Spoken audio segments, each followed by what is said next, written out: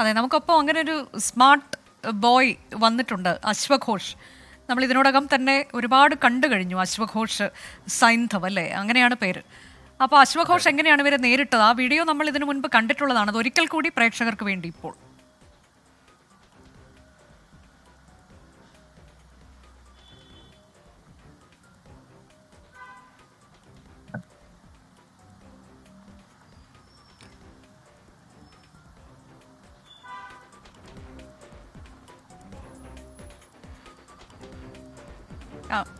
ആ video play ചെയ്യാനാണ് ഞാൻ PCR-നോട് പറഞ്ഞത്. അശ്വഘോഷ്, ഇപ്പോൾ ഏതായാലും നമ്മളത് കഴിഞ്ഞ ദിവസങ്ങളിലെല്ലാം ഒരുപാട് കണ്ടതാണ്. നമുക്കൊക്കെ അഭിമാനം തോന്നുകയും ചെയ്തു. കാരണം വളരെ സമർത്ഥമായി തന്നെ, എനിക്ക് തോന്നുന്നു ഒരു മണിക്കൂറിലേറെ അവരെ കുരങ്ങ് കളിപ്പിച്ചു തന്നെ പറയാം അല്ലേ. അത് യഥാർത്ഥത്തിൽ ഇത് സൈബർ സെക്യൂരിറ്റി പഠിച്ച കുട്ടിയാണ് അശ്വഘോഷ്. അപ്പോൾ മുംബൈ പോലീസിൽ നിന്നാണെന്ന് പറഞ്ഞാണെന്ന് തോന്നുന്നു ആ കോള് വന്നത്. അപ്പോൾ ഇത് വന്നപ്പോൾ തന്നെ അശ്വഘോഷിന് ബോധ്യമുണ്ടായിരുന്നോ ഇത് ഒരു തട്ടിപ്പ് സംഘമാണ് തൻ്റെ അടുത്തേക്ക് എത്തിയിരിക്കുന്നത് എന്നത്? തീർച്ചയായിട്ടും ആദ്യം തന്നെ ഇതിനെപ്പറ്റി മനസ്സിലായിട്ടുണ്ടായിരുന്നു. പിന്നെ ഈ ഒരു ഫീൽഡിൽ നിൽക്കുന്നതുകൊണ്ട് തന്നെ ഇങ്ങനെയുള്ള കോളുകളെ പറ്റിയും മറ്റുള്ള ഒരു ധാരണ ഉണ്ടായിരുന്നു. അതേപോലെ തന്നെ എനിക്ക് അച്ഛനാണ് ആദ്യം കോള് വരുന്നത്. ടെലികോം റെഗുലേറ്ററി അതോറിറ്റി ഓഫ് ഇന്ത്യയിൽ നിന്ന് പറഞ്ഞിട്ടായിരുന്നു ഈ കോള് വന്നത്. അപ്പം ആദ്യം തന്നെ ഒരു ധാരണ ഉണ്ടായിരുന്നെന്ന് വെച്ച് കഴിഞ്ഞാൽ ഇങ്ങനെയുള്ള ഒരു സംവിധാനങ്ങളിൽ നിന്നും നമ്മളെ വിളിക്കുകയോ അല്ലെങ്കിൽ നമ്മളിതുപോലെ തെറ്റ് ചെയ്തിട്ടുണ്ടെന്ന് ഫോൺ മുഖേന ഒന്നും അറിയിക്കില്ല എന്നുള്ള തന്നെ ആദ്യമേ ഒരു ധാരണ ഉണ്ടായിരുന്നുകൊണ്ട് തന്നെ ആദ്യം തന്നെ ഇതൊരു തട്ടിപ്പാണെന്ന് മനസ്സിലായിട്ടുണ്ടായിരുന്നു.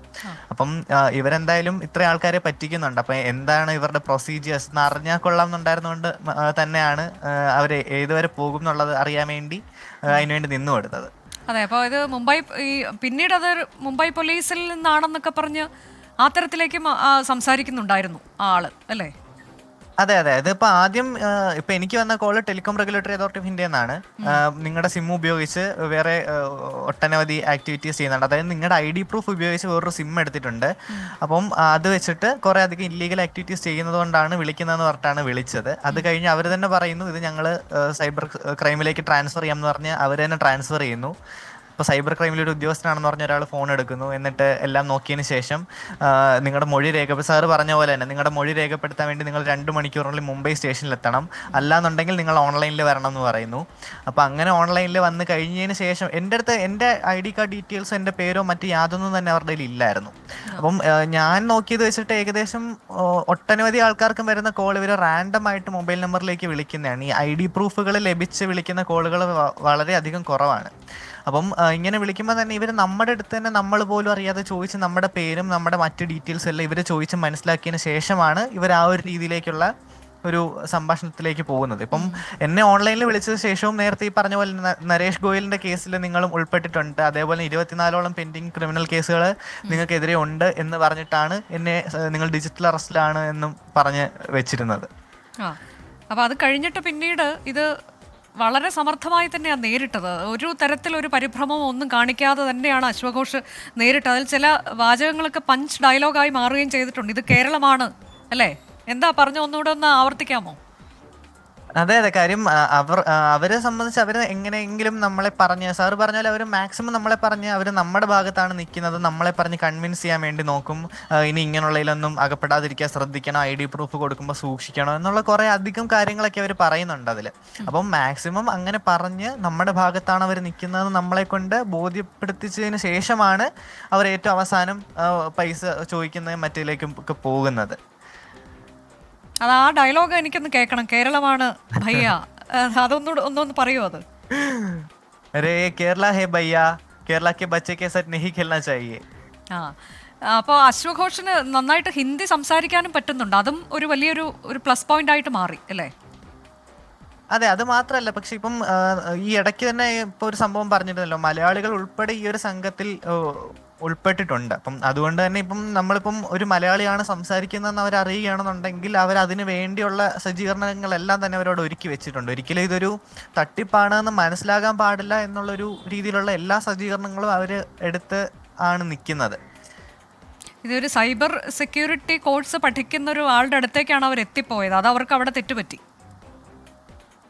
അതാണ്, ഇപ്പം ഞാൻ ഈ പറഞ്ഞ പോലെ തന്നെ ഇവർക്ക് നമ്മുടെ യാതൊരു വിധത്തിലുള്ള ഡീറ്റെയിൽസ് ഇവരുടെ പക്കലില്ല. അപ്പൊ എന്നെ വിളിച്ചവരുടെ കയ്യിൽ എന്റെ യാതൊരു വിധത്തിലുള്ള ഡീറ്റെയിൽസ് ഇല്ലായിരുന്നു. ഞാൻ എന്റെ പേരോ എന്റെ ID പ്രൂഫ് നമ്പറോ ഒന്നും തന്നെ അല്ലായിരുന്നു അവർക്ക് കൊടുത്തത്. അപ്പൊ പക്ഷെ ഞാൻ ഈ കൊടുത്ത പേരും ഈ ID പ്രൂഫ് നമ്പറും തന്നെ ഇവര് ഒത്തുനോക്കിയതിന് ശേഷം ഇവര് പറയുകയാണ്, നിങ്ങൾ പറഞ്ഞിരിക്കുന്ന ഡീറ്റെയിൽസ് എല്ലാം ശരിയാണ്, നിങ്ങൾ തന്നെയാണ് ശരിക്കും ഉള്ള പ്രതി എന്നുള്ളതാണ് ഇവർ പറയുന്നത്. അതേപോലെ തന്നെ ഇവര് മാക്സിമം നമ്മളെ വിശ്വസിപ്പിക്കാൻ വേണ്ടിയിട്ട് ഇവര് നടത്തുന്ന സംഭാഷണങ്ങളിലെല്ലാം ഒരു പോലീസ് വോക്കി ടോക്കിയിലൂടെ സംസാരിക്കുന്ന പോലെ ആ ഒരു ഓവറും അതേപോലുള്ള സംഭവങ്ങളെല്ലാം ഉൾപ്പെടുത്തി തന്നെയായിരുന്നു ഇവർ കമ്മ്യൂണിക്കേഷൻ നടത്തിയിരുന്നത്. അപ്പോൾ അതുകൊണ്ട് തന്നെ ഒരു ഒത്തിരി സാധാരണക്കാർ, അതായത് ഇത് മനസ്സിലാക്കുന്ന ആരെങ്കിലും ഇതിൽ കയറുകയാണെങ്കിൽ ചിലപ്പോൾ ഈ സംഭവങ്ങളൊക്കെ കേട്ട് കഴിയുമ്പം കുറച്ച് ഒറിജിനാലിറ്റി തോന്നാൻ വേണ്ടിയുള്ള രീതിയിലാണ് ഇവരിത് മൊത്തം സജ്ജീകരിച്ചിരിക്കുന്നത്.